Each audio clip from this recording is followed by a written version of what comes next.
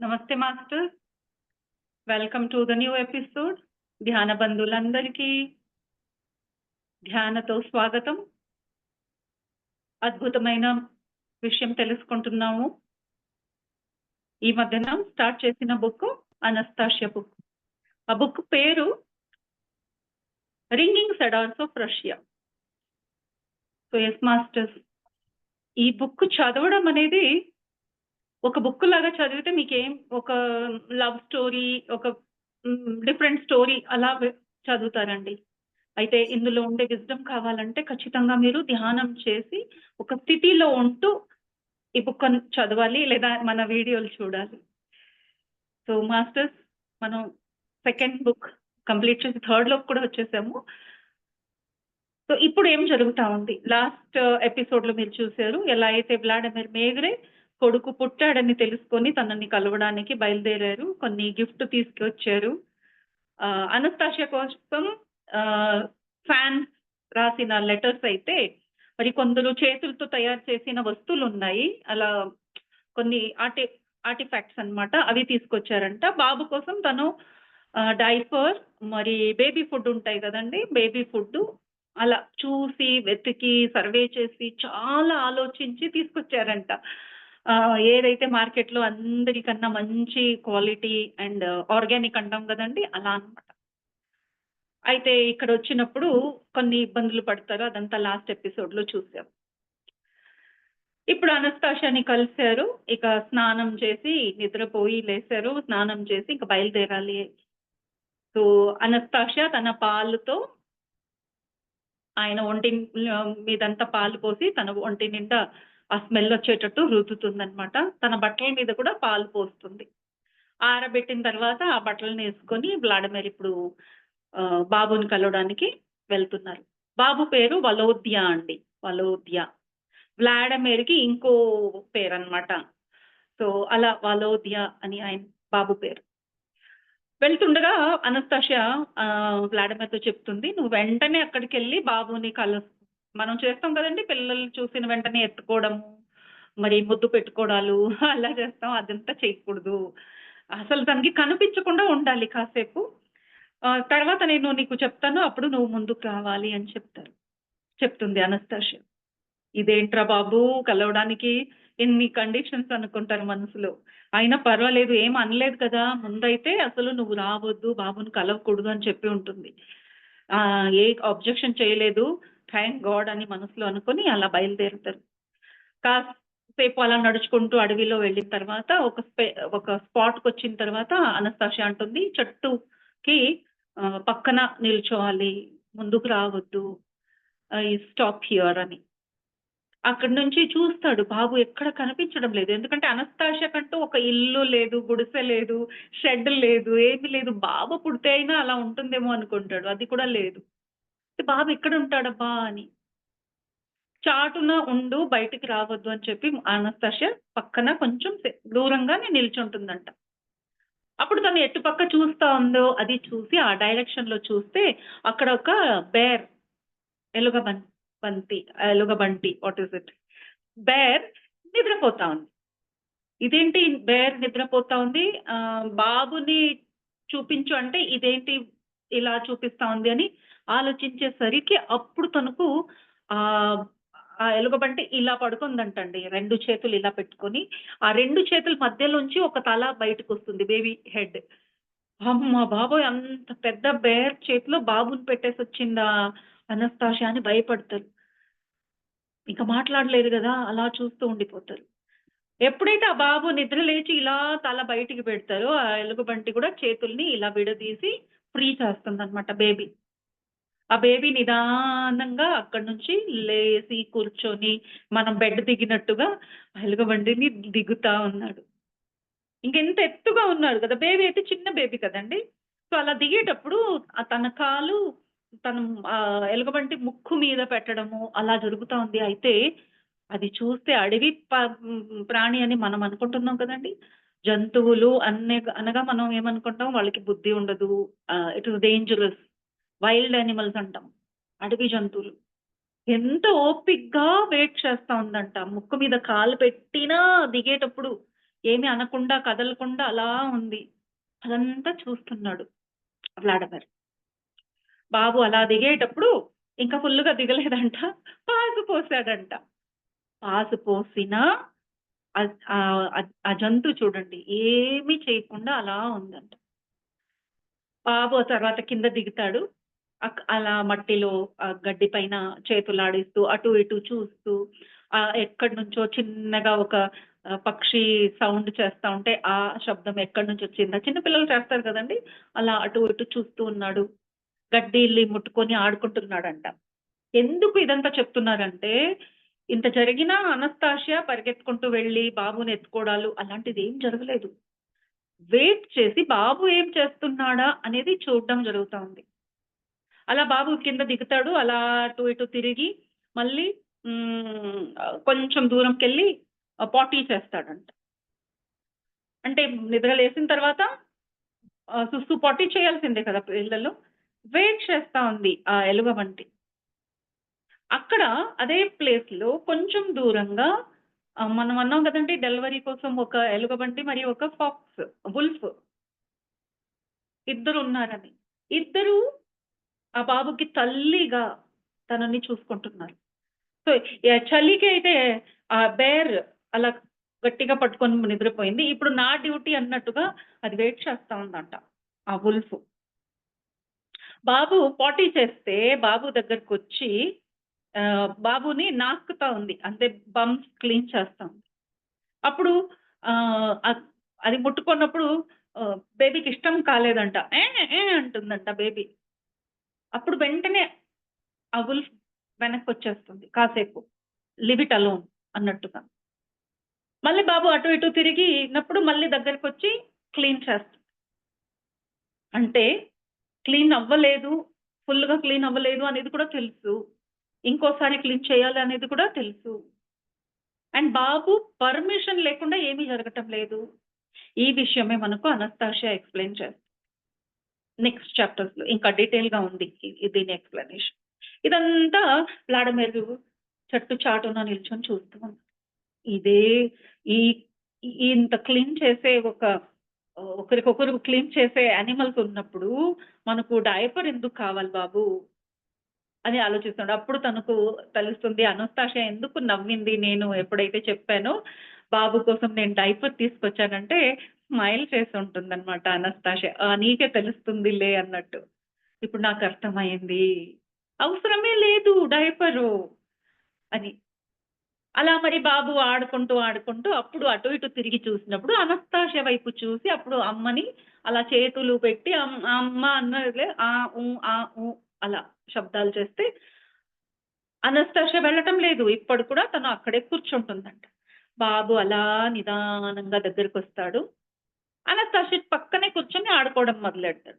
ఆకలేసినప్పుడు అనస్తాషియా ఒంటి మీద ఎక్కడం మొదలవుతుందనమాట. అప్పుడు దాకా బాబు నిద్ర లేచాడు. బాబుకు పాలు పట్టాలి. మనం ఎంతగా ఓవర్ యాక్టింగ్ చేస్తామండి అసలు. అబ్బా! ప్రతి క్షణం బాబు అది చేశాడు, బాబు అది చేశాడు అని మనం పిల్లలున్నప్పుడు అలా చేయకూడదు.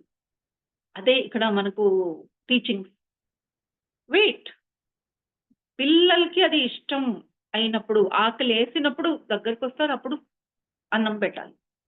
సో, ఇప్పుడు కూడా దగ్గరకొస్తే గబుక్కున ఎత్తుకొని పాలు పట్టడం లేదు అనస్తాషియా. దగ్గరకు రావడానికి కూడా అలా వదిలేసింది. తనేదో బొమ్మలా కూర్చుంది.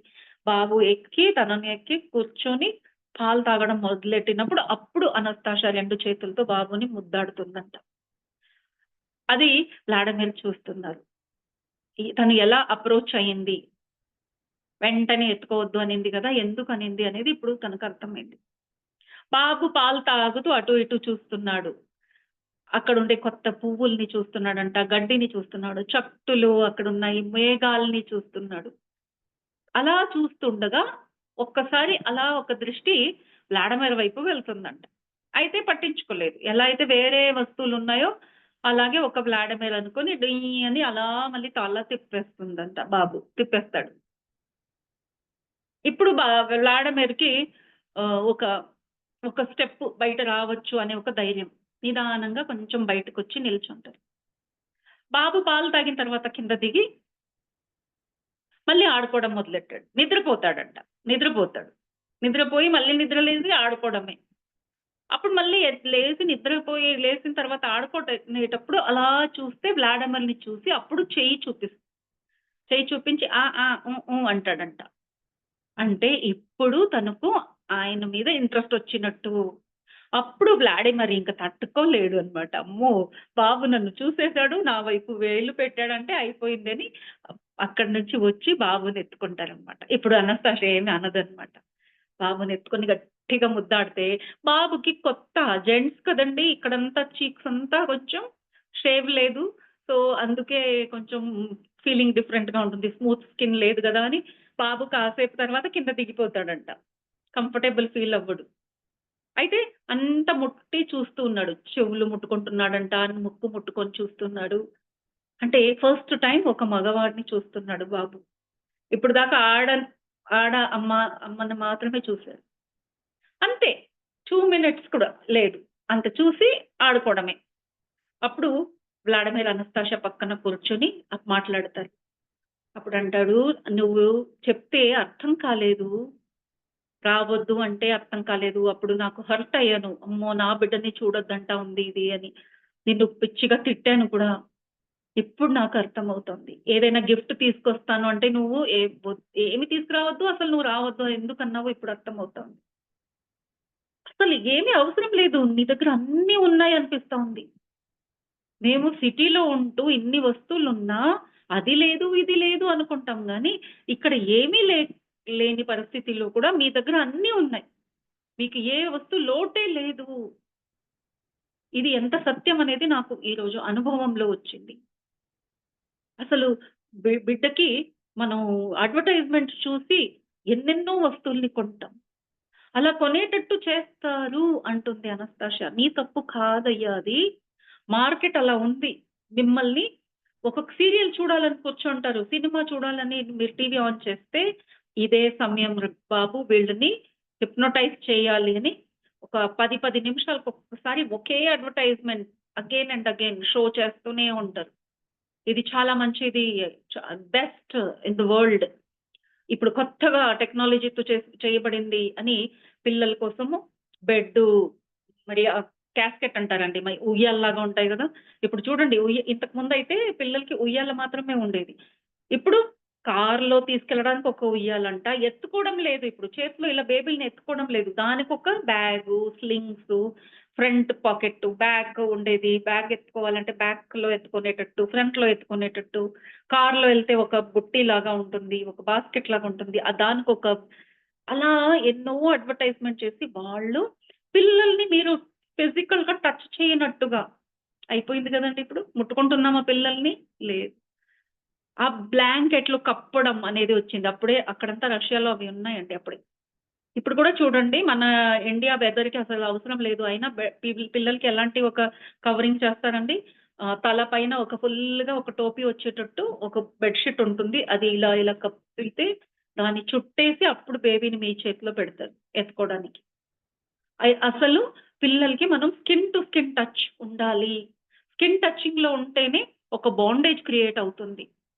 అది లేనట్టు చేస్తున్నారు. సో, నీ తప్పు లేదు వ్లాడిమిర్.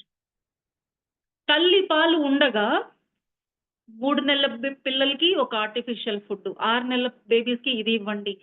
డబ్బాలొచ్చాయి. డబ్బా ఫుడొస్తే 3 months baby, 5 months baby, 6 months baby, 1 year baby అని దాని మీద పేరు రాసి, అది ఇవ్వకపోతే పేరెంట్స్ అంతా గిల్టీ ఫీల్ అయ్యేటట్టు డాక్టర్స్ కూడా దాన్ని మీకు రికమెండ్ చేస్తారు. అప్పుడు డాక్టరే చెప్పారు గదా! అంతా తెలిసిన డాక్టరే చెప్పేసరికి ఇది సరి అయిందే అని మీరు కూడా భావించి అది పిల్లలకి ఇవ్వడం మొదలెడతారు. ఎప్పుడైతే తల్లి పాలు బిడ్డ తాగితే, తల్లి పాలు ముందు ఏ వస్తువు దానికి అస్సలు విలువ లేదు. మీరు ఎంత విలువైన వస్తువు ఇచ్చినా అది తనకు హితకరమైన ఆహారం కానే కాదు. తనకి సమంజసమైన ఆహారం కాదు. అంటే వాళ్ళ శరీరానికి అది అవసరం లేని ఆహారం. అలాగే పిల్లల కోసం ఆడుకోవడానికి ఇది చాలా సేఫ్‌గా ఉండే మెటీరియల్‌తో చేశారు అని పిల్లల కోసం ఎన్ని బొమ్మలో ఎవరు ఏ సీరియల్ తీస్తే అంటే పిల్లల సీరియల్‌లుంటాయి గదండీ! అలా ఒక 'చోటా భీమ్' అనండి, 'స్పైడర్ మ్యాన్', 'సూపర్ మ్యాన్' అలా ఏ సీరియల్ ఉంటే ఆ బొమ్మ మార్కెట్‌లో. చిన్న చిన్న బేబీస్‌కి కూడా 3 మంత్స్, 2 మంత్స్ బేబీస్ కూడా మనం అలా బొమ్మలుంటే ఆహ్, బెడ్డు, వాళ్ళ బాటిల్సు. సో, వాళ్ళు అడ్వర్‌టైజ్‌మెంట్ కోసం అలా చేస్తే మనం దానికి బలి అయిపోతున్నాం. అసలు పిల్లలకి నేచురల్ శబ్దాలు వినిపించాలి. అయితే మనం చిన్నప్పటి నుంచి ఏదో ఒక గోల చేసి బొమ్మల్ని తీసుకొస్తాం. కీ తిప్పి పట పట పటా అని కొట్టుకునే కోతి అవసరమా మన బిడ్డలకి అది అని చెప్తున్నారు. అనస్తాషియా అంటుంది నేచురల్‌గా వినాలి పిల్లలు. ఒక చిన్న ఈవెన్ చూడండి చిన్న చిన్న పురుగులు కూడా కొన్ని శబ్దాలు చేస్తాయి. నైట్ అయితే పల్లెటూరులో వినిపిస్తుంది. మనకు సిటీలో లేదు. ఆ శబ్దాలు వినిపించి వాళ్ళలో ఇంట్రెస్ట్ వస్తుంది. ఏ జంతువు అది అలా శబ్దం చేస్తా ఉంది. అది ఎలా ఉంటుంది? పిల్లలకెలా తెలుస్తుందండి ఇవన్నీ అని మనం అంటాం గదండీ! అదే మాట వ్లాడిమిర్ కూడా అంటారు. ఏంటమ్మా చిన్న పిల్లలకంతా అదంతా ఎలా అర్థమవుతుంది అంటే, అదిగో మన బాబుని చూడు ఏం చేస్తున్నాడు. అప్పటికే వీళ్ళు మాట్లాడేటప్పుడు నిద్రపోయిన బాబు పాలు తాగి నిద్రపోయాడు గదండీ! నిద్ర లేచి ఆడుకుంటున్నాడంట. వాడు అలా అలా అలా గడ్డిలో చేతులు ఆడిస్తూ అక్కడ దొరికిందంతా నోట్లో పెట్టుకుంటున్నాడు. వ్లాడిమిర్ అంటారు నోట్లో పెట్టుకుంటున్నాడు. ఇక్కడ ఏ హైజీన్ లేదు. అంటే వ్లాడిమిర్‌కు అప్పుడు అనస్తాషియా అంటుంది. బాబుకంతా తెలుసు. మనం ఆలోచించాల్సిన అవసరం లేదు. బాబుకెలా తెలుస్తుంది?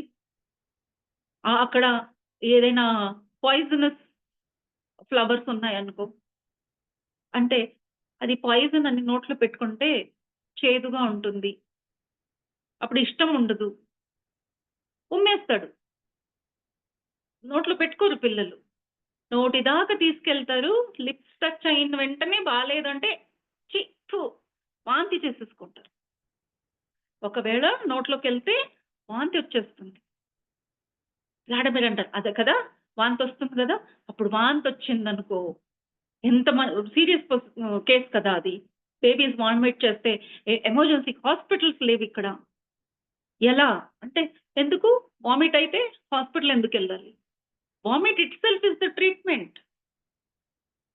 పాయిజన్ లోపలికెళ్తే హాస్పిటల్‌కెళ్ళిన వాళ్ళేం చేస్తారు? ఆ పాయిజన్‌ని వామిట్ రూపంలో తీస్తారు. వామిట్ రాకపోతే నోట్లో పోస్తారు కొన్ని విషయాలు. అవి బయట తీస్తాయి.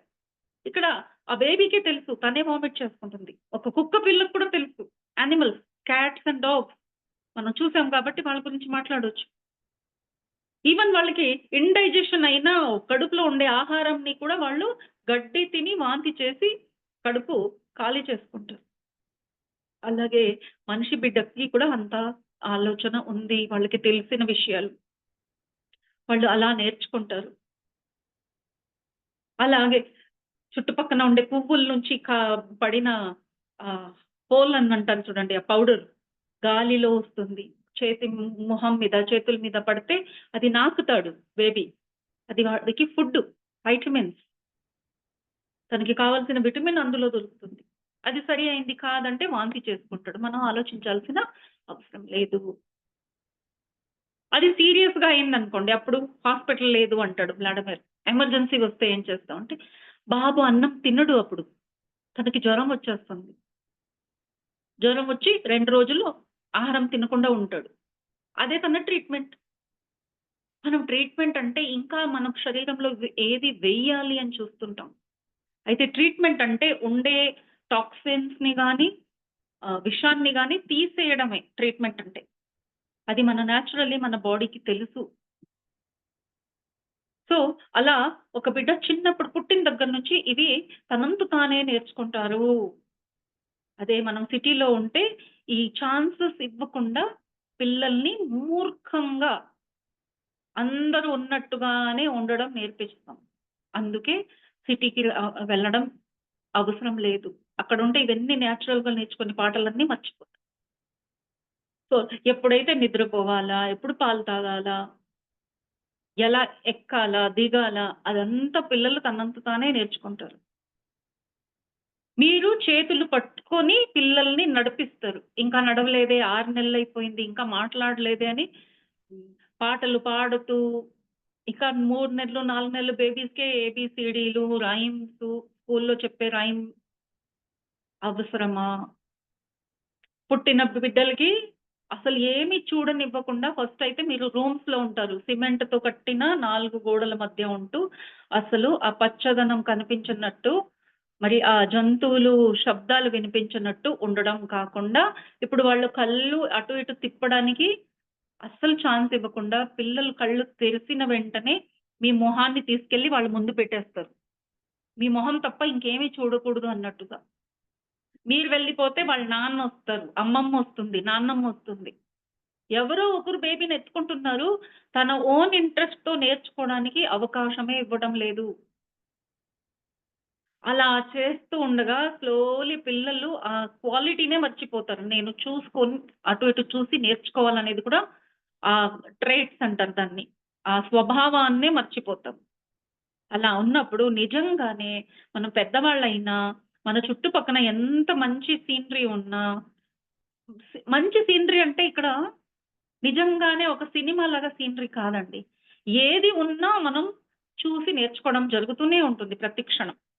అయితే మనిషికి అది అలవాటు లేకపోయేసరికి వాడు ఒంటరిగా ఉండడం అంటేనే భయం అంటాడు. పిల్లల్ని అడిగి చూడండి. ఒంటరిగా కాసేపు కూర్చో నేను పని చేసుకొనొస్తా అంటే, "అమ్మ నాకు భయం నువ్వెక్కడికెళ్ళొద్దు నా ముందే ఉండు" అంటారు. ఎందుకు ఆ భయం? ఆ సమయంలోనే నేను అది చూడాలి, ఇది చూడాలి, అది ముట్టుకోవాలి, అది తీసుకోవాలి, అది తిని చూడాలి. ఆ క్వాలిటీ ఎందుకు లేదు? ఎందుకంటే మీరు అవకాశం ఇవ్వటం లేదు. ఇప్పుడు నాకు నా చిన్నప్పటి మాటలు గుర్తుకొస్తున్నాయి. So, I think like oh my God! I was so lucky. Because మా అమ్మ సినిమాకెళ్తే నేనసలు సినిమాకెళ్ళాలంటే నాకిష్టం ఉండేది కాదు. కొట్టేది. ఆడపిల్లని పిల్లని ఇంట్లో వదిలేసి సినిమాకెళ్తున్నావని పక్కింటి వాళ్ళంతా నవ్వుతారు. నన్ను చెడ్డ మమ్మీగా అనుకుంటారు అని నాకు కొట్టి, తిట్టి సినిమా తీసుకెళ్ళేదనమాట. నేనప్పుడు ఏడ్చి, ఏడ్చి నేను రాను, రాను, రాను ఎంత కొట్టినా రాను. అలా అనమాట. అయితే మమ్మీ సినిమాకెళ్ళగానే మమ్మీ కుట్టేటప్పుడు తనెలా బట్టలు కుడతా ఉంది అని చూసుకొని నేను బ్లౌజ్ కుట్టేదాన్నండి. నిజంగానే నాకు సర్ప్రైజ్ అవుతా ఉంది ఇప్పుడు గుర్తుకొస్తే. నేనప్పుడు జస్ట్ ఒక ఫిఫ్త్ క్లాస్. మా మమ్మీ బ్లౌజ్ కుట్టడం చూసి అసలు పక్కన కూర్చోపెట్టి చూపించలేదు. తిట్టేది మా అమ్మ. డిస్టర్బ్ చేస్తున్నారు బయటికెళ్ళండి అని. ఆ పని చూసుకో, ఈ పని చూసుకో అని. అలా వెళుతూ అలా సైడ్‌లో చూసుకుంటూ వెళ్ళేదాన్ని. అలా వస్తూ చూసేదాన్ని. అది గుర్తుపెట్టుకొని అమ్మ లేనప్పుడు బ్లౌజ్ కటింగ్ చేసి, అమ్మ వచ్చే లోపల 2 అవర్స్‌లో బ్లౌజ్ కటింగ్ అండ్ స్టిచింగ్ అయిపోవాలి. అక్కడ ఏదో భయంతో తప్పు జరిగేది. దాన్ని తీసుకెళ్ళి నేను బెడ్ కింద దాచిపెట్టేదాన్ని. So, that was a beautiful learning process. అమ్మ లేదు. ఇద్దరు తమ్ముళ్ళుండేవారు ఇంట్లో. అప్పుడు ఆకలేసిందక్కా అంటే వాళ్ళకి ఆల్టర్‌నేట్ ఫుడ్ ఏది పెట్టొచ్చు? అలా ఓన్‌గా థాట్ చేసి యాక్చువల్లీ నేను నార్త్ ఇండియాలో పెరిగాను. సో, నాకు పంజాబీస్ నేబర్స్ ఉండేవారనమాట. వాళ్ళు పూజ కోసం గోధుమ పిండిని నెయ్యిలో బాగా రోస్ట్ చేసి చక్కెర కలిపి ఒక డిష్ అనమాట అది. అది పూజకి చేసే ప్రసాదం అనమాట. చాలా ఈజీ అనిపించేది నాకు. తినడానికి కూడా బావుండేది. సో, అమ్మ లేనప్పుడు తమ్ముడికి అలా చేసి పెట్టేదాన్ని. So, it was an experiment process. ఎంత బ్యూటిఫుల్ చైల్డ్‌హుడ్. మన చైల్డ్‌హుడ్‌ని మనం అలా జీవించాలండి. ఈ రోజు కూడా నాకు ఎంత స్వీట్ మెమోరీస్ అది. సో, అలాంటి ఎన్నెన్నో మెమోరీస్ ఉండాలి లైఫ్‌లో. So, thought is the real learning process. మనం పిల్లలకి టైమ్ టేబుల్ పెట్టి, ఈ టైంలో ఈ బుక్ చదవాలి. ఇదయిన తర్వాత నువ్వు ఫ్లూట్ ప్రాక్టీస్ చేయాలి, పియానో ప్రాక్టీస్ చేయాలి, స్కేటింగ్‌కెళ్ళాలి, డ్రాయింగ్ క్లాస్‌కెళ్ళాలి, మ్యూజిక్ క్లాస్‌కెళ్ళాలి, స్కూల్ హోంవర్క్ చేయాలి. వేరే ఏది వాళ్ళకిష్టమైంది చేయడానికి మనం అవకాశం ఇవ్వడం లేదు. సో, అది నేచురల్ గ్రోతా? అనస్తాషియా అదే అడుగుతా. ఇది నేచురల్ గ్రోతా? ఇది సరి అయిందా? వ్లాడిమిర్ అంటారు, "యెస్ అనస్తాషియా. ఈసారి అందరూ పేరెంట్స్ ఇదే రీడర్స్ ఇదే క్వెషన్ అడిగారు. అనస్తాషియాని ఈసారి ఈ ప్రశ్నని అడగండి. పిల్లల్ని సరిగ్గా ఎలా పెంచాలి? ఏ టైమ్ టేబుల్, ఏ సిలబస్, ఏది నేర్పించాలి? ఏది నేర్పించకూడదు? అది నువ్వు చెప్తే వాళ్ళకి ఒక షెడ్యూల్ కావాలి" అని అడుగుతారు. అప్పుడు అనస్తాషియా అంటుంది, "అయ్యో! నేనసలు చెప్పింది నీకు అర్థం కాలేదా? మీరంతా తయారు చేసిన షెడ్యూల్స్ వల్లనే అంత తప్పు జరుగుతా ఉంది. పిల్లలకి అస్సలు స్కెడ్యూలింగ్ అవసరం లేదు. Don't schedule. స్కెడ్యూల్ అంటే టైమ్ టేబుల్. పిల్లలు ఇన్ని గంటలకు లేయాలి, ఇన్ని గంటలు నిద్రపోవాలి, ఇన్ని గంటలు ఆడుకోవాలి. నో. ప్రతి బిడ్డ డిఫరెంట్‌గా ఉంటుంది. వాళ్ళు నేచురల్‌గా ఏది కావాలో అది వాళ్ళకి వదిలేయాలి. మేడం అంటారు, "అది కరెక్టే. నువ్వు చెప్పేదేదో కరెక్ట్‌గా ఉంది. అందుకే అన్నీ క్యాన్సెల్. నువ్వేది చెప్తావో అదే ఫాలో చేస్తారు" అని. వద్దు అంటుంది. నో, నేనైతే చెప్పను. మళ్ళీ నా సిస్టమ్ అంటూ ఇంకో సిస్టమా? అనస్తాషియా ఎంత సరిగ్గా చెప్పినా అందరూ సరిగ్గా చెప్పిన వాళ్ళదే సిస్టమ్. ఒక టైమ్ టేబుల్ తయారయిందంటే ఎవడో ఒకడు కరెక్ట్‌గా చెప్పినట్టే గదా! అప్పుడే ఒప్పుకుంటున్నారు మీరు.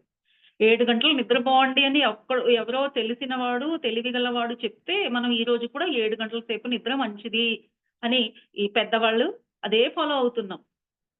అది కూడా ఒకడు చెప్పినట్టే కదా! అది సరి అయిందా? నో. ప్రతి శరీరానికి తన తన ఒక సిస్టమ్ ఉంటుంది. అది ఫాలో చేయాలి. ఇప్పుడు నేనైతే 2, 3 అవర్సే నిద్రపోతాను. వెంటనే కామెంట్ వచ్చేస్తుంది. 3 hours sleep it's not good for health. నేనంటాను నేనైతే 15 ఇయర్స్ ఏజ్ ఉన్నప్పటి నుంచి నాకు ఈ అలవాటు ఉంది. What happen to my health? ఏమున్నాయి? నాకు డార్క్ సర్కిల్స్ అయినా ఉన్నాయా? ఏమి లేదు. నిద్ర వస్తూ ఉంటుందా? స్లీపీగా ఉంటానా? యార్నింగ్ చేస్తూనే ఉంటానా? లేదు. ఇంకా యాక్టివ్‌గానే ఉన్నాను. ఇప్పుడు ధ్యానానికొచ్చిన తర్వాత అయితే నాకు భలే భలే అనిపిస్తోంది. ఆ 3 గంటల నిద్ర కూడా నాకు ఎందుకు బాబు ఈ నిద్ర వస్తా ఉంది అనిపిస్తుంది. నేను కొత్తగా ధ్యానానికొచ్చినప్పుడైతే 2, 3 రోజులకి ఒక్కసారి నిద్రపోయాను. అవసరం లేదు అనిపిస్తుంది. పని ఎంతుందో అది చేయాలి, ఇది చేయాలి అని కోరికనమాట. సో, అలా మన శరీరానికి ఏది సరి అయింది. అయితే ఇది నేను చెప్తున్నాను కాబట్టి ఇది కరెక్ట్ అని అనుకోవద్దండి. మీరు చేయలేకపోవచ్చు. మీరు ఆ సరోజ్ మ్యామ్ చేస్తుంది అని మీరు కూడా నిద్రపోకుండా ఉంటే మీకు పొద్దున్న లేసిన వెంటనే ఓహ్ మై గాడ్! నాకు గిడ్డీగా ఉంది, తలనొప్పిగా ఉంది. దానికోసం నేను 2 గ్లాస్ నిండా టీ తాగాలి. అలా అనుకున్నారంటే అది మీ ఒంటికి మంచిది కాదు. So, you decide what is good for your body. కొందరికి ట్రెక్కింగ్, రన్నింగ్ చేస్తే నా బాడీకి బావుంటుంది. నేను లైట్‌గా ఫీల్ అవుతానంటే మీరు అది చేయాలి. మీరు చేస్తున్నారు, మీరు లైట్‌గా ఫీల్ అవుతున్నారని నేను అది చేయకూడదు. సో, అది ఇక్కడ అనస్తాషియా చెప్తా ఉందండి. పిల్లలకి అందరూ డిఫరెంట్‌గా ఉంటారు. వాళ్ళకి ఆ ఫ్రీడమ్ ఇవ్వాలి. అండ్ కొందరు పిల్లలు కలిసారంటే వాళ్ళే ఒక సిస్టమ్‌ని వాళ్ళే సెట్ చేసుకుంటారు. లాడమెరికి అసలు అయ్యో! అయితే ఈసారి బుక్ రాయడానికి నాకు టాపిక్కే లేనట్టా? నువ్వేది చెప్పటం లేదు గదా! సో, నేనెలా బుక్ రాయాలి? నేను ఉట్టి చేతులతో వెళ్తానా ఈసారి? విషయాలు లేకుండా వెళ్తే ఈసారి బుక్ ఏం రాస్తాను? అంటే అనస్తాషియా అంటుంది, "నువ్వు ఆలోచిస్తూ ఉండు. కాసేపు నేను అలా వస్తాను" అని తను ఏదో పని మీద వెళ్ళిపోతుందండి. అప్పుడు వ్లాడిమిర్ అక్కడ తిరుగుతూ, తిరుగుతూ ఆలోచిస్తున్నాడు. అవును కదా! మనం ఎందుకు అంత ప్రెషర్ చేస్తాం అనస్తాషియా మీద? తను చెప్పే మాట ఎంత క్లియర్‌గా ఉందో. అసలు తనకి ఇంత బుద్ధి ఎక్కడి నుంచొచ్చింది బాబు అని ఆలోచిస్తాను. తను అడవిలో పుట్టింది. తల్లిదండ్రులు లేకుండా పెరిగింది. ఎక్కడ ఏమి చూడలేదు, అనుభవాలు లేదు అని నేను అనుకుంటున్నాను. అయినా ఇంత జ్ఞానం. ఈ జ్ఞానం ఎక్కడి నుంచొచ్చింది? అనస్తాషియా చెప్పినట్టు మనం ప్యూర్ థాట్స్‌లో ఉంటే ఇలా ఒక ఎక్స్‌ట్రీమ్ హైయెస్ట్ జ్ఞానం ఇంత ఈజీగా వచ్చేస్తుందా? అన్ని విషయాలు మాకు తెలిసిపోతాయా? అంత సులభంగానే మనం తెలుసుకోవచ్చా? ఈ విషయాలే నేను బుక్‌లో రాస్తే అని అలా అప్పుడు ఆలోచిస్తున్నారు. ఇదే నేను రాస్తాను. తనేం చెప్పిందో అదే రాయాలి కదా! అదే నేను రాస్తాను. ఎవరు చదివిన వాళ్ళు ఏది అర్థం చేసుకుంటారో వాళ్ళది ఫాలో అవుతారు. సో, అంతవరకే చాలు కదండీ! ఎవరికి ఏది అర్థమవుతా ఉందో వాళ్ళది ఫాలో అవుతారు. సో, డిఫరెంట్ పీపుల్ డిఫరెంట్‌గా ఈ కాన్సెప్ట్‌ని తీసుకుంటారు. కాసేపయిన తర్వాత అనస్తాషియా మళ్ళీ తిరిగొస్తుందండి. అప్పుడు వ్లాడిమిర్ తనని అడుగుతారు. అనస్తాషియా, ఇప్పుడు నువ్వు వెళ్ళినప్పుడు నేను ఆలోచిస్తున్నాను. నువ్వు చెప్పిన మాటలు ఇప్పుడు నాకు అర్థమవుతోంది అని. సో, యెస్ మాస్టర్స్ ఇప్పటికే 2, 3 ఇయర్స్ అయిందండి అనస్తాషియాని కలిసి. ఇప్పుడు స్లోగా వ్లాడిమిర్‌కి అనస్తాషియా చెప్పే మాటలు వెనక ఉండే తాత్పర్యాలేమున్నాయో కొంచెం స్లోగా అంటే అప్పటికప్పుడే అర్థం కాదు. తర్వాత ఆలోచిస్తే ఆయనకి తను చెప్పే మాటలు అర్థమవుతున్నాయి. మనకు కూడా అంతేనండి. ఈ బుక్ చదివేటప్పుడు కొందరు ఏముందండి ఈ బుక్‌లో ఎందుకు అంతగా హైప్ చేస్తున్నారు అని అడిగారండి. అయితే నాకు తెలీదు. నాకైతే ఈ బుక్ చదివిన వెంటనే ఒక డీప్ నాలెడ్జ్ ఉండే ఒక బుక్ అనిపించింది. So, because I'm connecting from the first day. So, ఎవరు ఎలా కనెక్ట్ అవుతారో వాళ్ళకి అంత డెప్త్‌లో ఇది అర్థమవుతుంది. Maybe second time, third time చదివినప్పుడు మీకు అర్థం కావచ్చు. సో, ఎవరు ఎంతగా రెడీ ఉన్నారో వాళ్ళకి అంతగానే అది అర్థమవుతుంది. బట్ నిజంగానే ఈ బుక్‌లో ఉండే విజ్డమ్ ఈరోజు మనం తెలుసుకోవాల్సిన సత్యాలండి. అండ్ దానికి పరిహారాలేమున్నాయో అది కూడా ఈ బుక్‌లో చెప్పబడతా ఉంది. సో, నెక్స్ట్ అనస్తాషియా కొన్ని స్కూల్స్ గురించి చెప్పింది తనకు. తనంటుంది ఇక్కడి నుంచి వెళ్ళేటప్పుడు నువ్వు ఒక అంటే ఇక్కడి నుంచి వెళ్ళిన తర్వాత ఫస్ట్ నువ్వు కొన్ని స్కూల్స్ చెప్తాను. నువ్వు అక్కడికెళ్ళు. ఆల్రెడీ నేను చెప్పినట్టుగానే పిల్లలు వాళ్ళు లైఫ్ స్టైల్ మార్చుకున్నారు. రష్యాలో మాస్కోలో సిటీ లిమిట్స్ బయట అంటే ఔట్‌స్కర్ట్స్‌లో ఆల్రెడీ ఒకతను స్కూల్ స్టార్ట్ చేశారు. ఇలాంటి స్కూలు. నువ్వు అక్కడికెళ్ళావంటే నీకు నేనేమంటున్నానో నీకప్పుడు అర్థమవుతుంది అని చెప్తున్నాను. సో, నెక్స్ట్ ఎపిసోడ్‌లో మనం చూద్దామండి. అలాంటి ఒక స్కూల్‌కి వెళ్ళిన తర్వాత వ్లాడిమిర్‌కు ఎలాంటి అనుభవాలయ్యాయని.